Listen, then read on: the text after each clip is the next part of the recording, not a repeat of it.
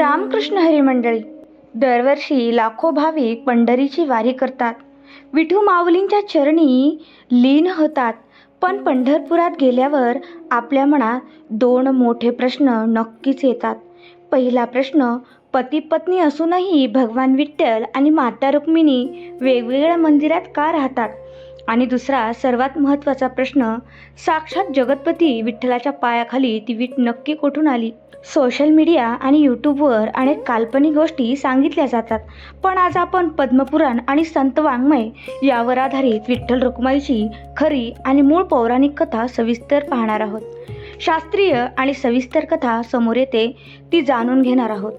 कथेची सुरुवात होते द्वारिका नगरीतून. द्वारिका म्हणजे आनंदाचे आणि वैभवाचे केंद्र. तिथे भगवान श्रीकृष्ण आणि पट्टराणी रुक्मिणी माता अत्यंत प्रेमाने राहत होते. एकदा महालात असताना भगवान श्रीकृष्ण आपल्या परमप्रेमिका राधेला आपल्याजवळ प्रेमाने बसवून घेतात. नेमक्या याच वेळी माता रुक्मिणी तिथे प्रवेश करतात.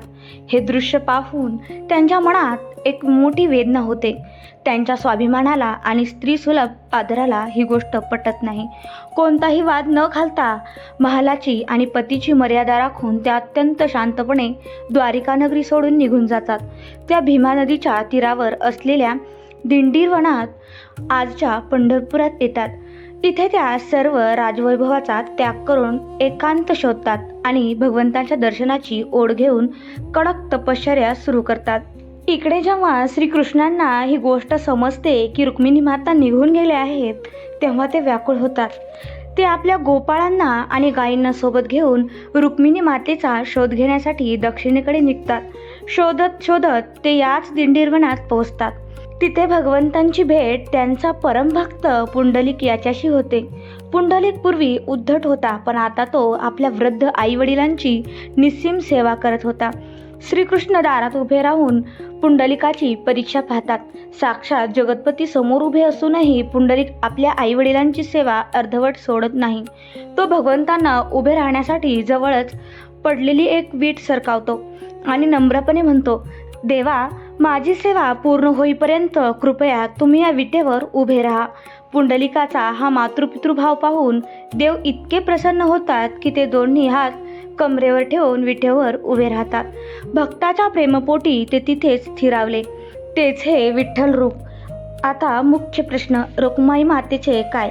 दिंडीरवनात तप करत असताना जेव्हा त्यांना समजले की स्वामी मला शोधायला आले आहेत, पण ते तिथेच पुंडलिकाच्या भक्तीत दंग होऊन विठेवर उभे राहिले, तेव्हा त्यांच्या मनात प्रेमाची एक अनावर वेदना निर्माण झाली. त्यांना वाटले की देव अजूनही माझ्यापर्यंत पोहोचले नाहीत, म्हणून त्यांनी विठ्ठलाच्या मंदिरात न जाता आपल्या तपबलाने पवित्र केलेल्या जागेवर स्वतंत्रपणे राहण्याचा निर्णय घेतला. म्हणूनच आजही विठ्ठलांचे आणि रखुमाईचे मंदिर वेगवेगळे आहे. हा त्यांचा त्याग नव्हता, तर ते एक आध्यात्मिक स्थान होते. विठ्ठलाच्या वामांगी डाव्या अंगाला नेहमी रखुमाईचे स्थान असते. आपण मंदिरात विठ्ठलाच्या दर्शनानंतर रखुमाईचे दर्शन घेतो, ज्यामुळे आपली वारी पूर्ण होते. तर मंडळी, हीच आहे विठ्ठल रुक्माईंची मूळ कथा.